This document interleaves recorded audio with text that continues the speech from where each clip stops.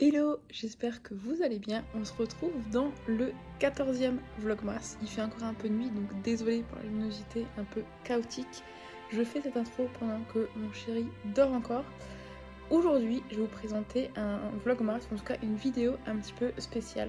Si vous êtes sur les réseaux depuis quelques semaines, quelques mois, vous n'avez pas pu passer à côté de tout ce qui était intelligence artificielle, chat GPT et voilà, tout ça.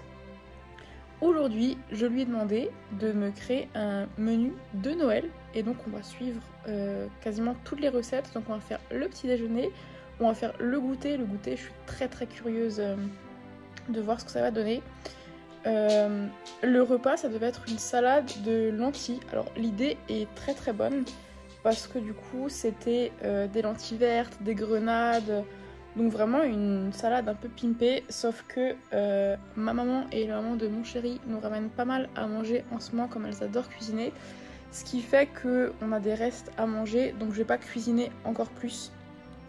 Peut-être que je testerai la recette plus tard dans le mois, mais en tout cas voilà, pour l'instant on va faire le petit déj, on va tester la recette de chocolat chaud et on va faire le goûter.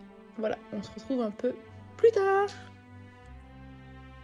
On se retrouve donc pour le petit déjeuner où ça va être des pancakes aux épices de Noël. Je vous avoue que moi je mange énormément de pancakes, donc j'étais assez exigeante et franchement le résultat, j'ai vraiment été bluffée.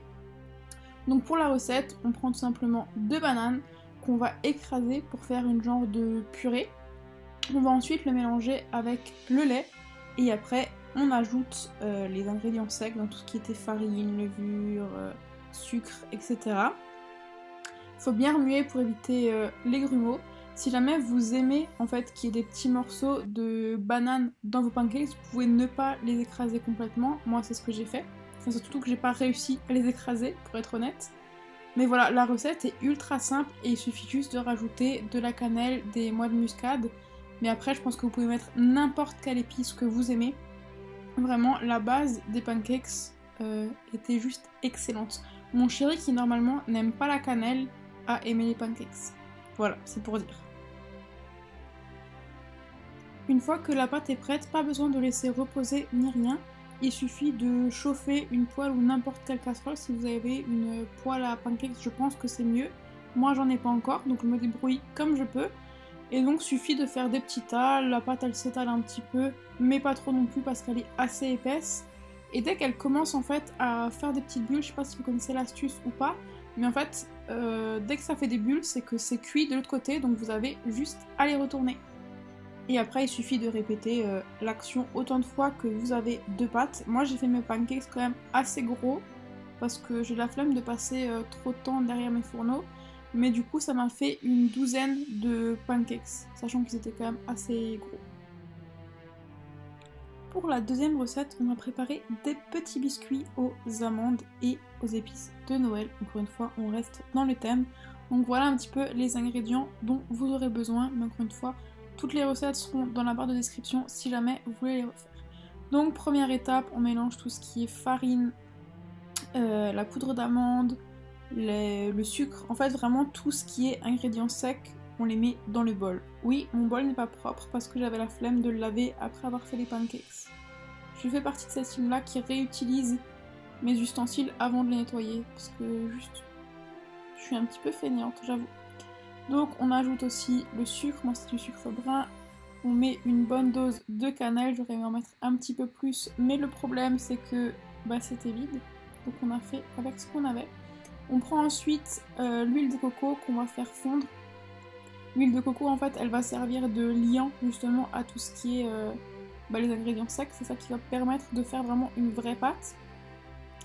Et ensuite on mélange. J'avoue que j'ai mis un certain nombre de minutes à le faire, donc je vous ai mis en accéléré. Mais voilà, le but c'est vraiment de faire une bonne pâte assez compacte. Il n'y avait pas de pépites de chocolat dans la recette, mais moi je trouve qu'avec du chocolat dans des recettes c'est toujours meilleur. Voilà, dites-moi en commentaire si je suis la seule ou pas. Voilà, une fois que ça fait une belle petite boule, c'est un petit peu la consistance souhaitée. Normalement, il faudrait l'étaler avec un rouleau. On pourrait faire des petites formes pour que ça fasse vraiment petit gâteau de Noël. Je vous avoue qu'à l'appartement, j'ai ni rouleau, ni petite forme, donc vraiment j'ai fait des genres de gros pâtés que j'ai mis à la poêle, parce que oui, je les ai fait cuire à la poêle. J'ai demandé à GPT quand il m'a sorti la recette, est-ce que tu es sûr qu'on peut faire cuire des petits gâteaux à la poêle? Parce que j'étais très sceptique. Il m'a répondu oui, que c'était une cuisson moins connue, mais qu'effectivement ça fonctionnait. Donc moi j'ai voulu tester. Les premiers, je les avais fait un petit peu trop épais, donc ils n'étaient pas super cuits, on va dire. Mais vu que moi je suis de la team où je mange la pâte à cookies comme ça m'a pas dérangé. J'ai fait attention pour les suivants. Et en fait, une fois que c'est grillé d'un côté, vraiment, on le voit dès que la pâte elle s'éclaircit un petit peu et qu'on a des petites traces un petit peu brunes parce que c'est cuit, on les retourne, on laisse cuire pareil de l'autre côté. Et franchement, c'était très très bon. Une fois que mes petits gâteaux étaient cuits, je les ai simplement mis sur une grille pour qu'ils puissent refroidir et qu'il n'y ait pas une sorte de condensation qui fasse qu'ils restent mous. Et effectivement, ils ont un petit peu durci. J'ai fait le test, j'ai mis une partie sur la grille et une partie j'ai laissé dans une assiette pour voir s'il y avait une différence.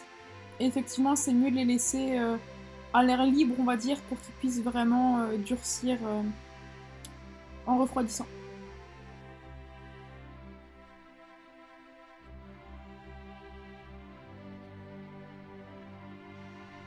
Pour accompagner du coup mes petits gâteaux au moment du goûter, je me suis dit que j'allais me faire aussi le chocolat chaud que ChatGPT m'avait proposé. Mais je me suis dit que j'allais le faire en version glacée, parce que j'avais pas forcément eu un truc chaud à ce moment-là. Donc voilà, la recette sera en description encore une fois. Je l'ai divisée par deux parce que mon chéri n'en voulait pas. Mais donc encore une fois, c'est très très simple. Enfin, vraiment le cacao, je sais même pas si ça a besoin d'une recette, mais c'est en fonction de vos goûts et tout ça. Là, il fallait mettre du lait, une certaine dose de cacao. Normalement, ils mettaient des épices genre cannelle, tout ça, sauf que moi j'avais vidé mes épices du coup dans les petits gâteaux. J'ai rajouté un chouïa de sirop de caramel. J'ai rajouté mes petits glaçons. On se retrouve pour le bilan de fin de vidéo, plutôt agréablement surprise du coup des recettes que ChatGPT m'a sorties. C'est pas le truc que je ferais tous les jours en disant voilà, donne-moi une recette de ça et ça. Mais le petit déjeuner, vraiment la pâte à pancakes, elle était excellente. C'est vraiment quelque chose qu'on peut faire toute l'année. Et en fonction des saisons, ajouter des épices, peut-être l'été plus de la fleur d'oranger ou des choses comme ça. Pour les petits gâteaux, encore une fois, c'était une surprise parce que je pensais vraiment pas que j'arriverais à cuire les petits gâteaux du coup à la poêle. Et j'ai même eu l'impression que c'était plus rapide que de les cuire au four. Mais après voilà, il faut surveiller, il faut être derrière. Donc certes, c'est pas du tout la même cuisson. Et le cacao, c'est un cacao, donc difficile de se louper là-dessus. Mais voilà, je pense que ça peut être une très bonne idée si jamais vous avez des choses dans votre frigo que vous savez pas quoi faire. Je pense que vous pouvez lui dire voilà, j'aimerais faire un repas, j'ai ça, ça et ça comme ingrédients, qu'est-ce que tu me proposes? Je pense que ça peut être une idée. Voilà, je sais que ça marche, moi je l'ai fait pour une recette de mousse au chocolat à une époque avec mon chéri, on voulait juste tester en disant voilà, on a que 3 ingrédients, qu'est-ce qu'on fait avec ça? Il nous avait proposé une mousse au chocolat. Donc ça peut être une idée. Dis-moi en commentaire si toi tu utilises ChatGPT, l'IA au quotidien dans ton activité professionnelle peut-être, ou de manière plus quotidienne justement pour des recettes ou autres. Je serais ravie d'échanger avec toi sur ce sujet. Voilà, je te dis ciao ciao et on se retrouve demain pour une prochaine vidéo.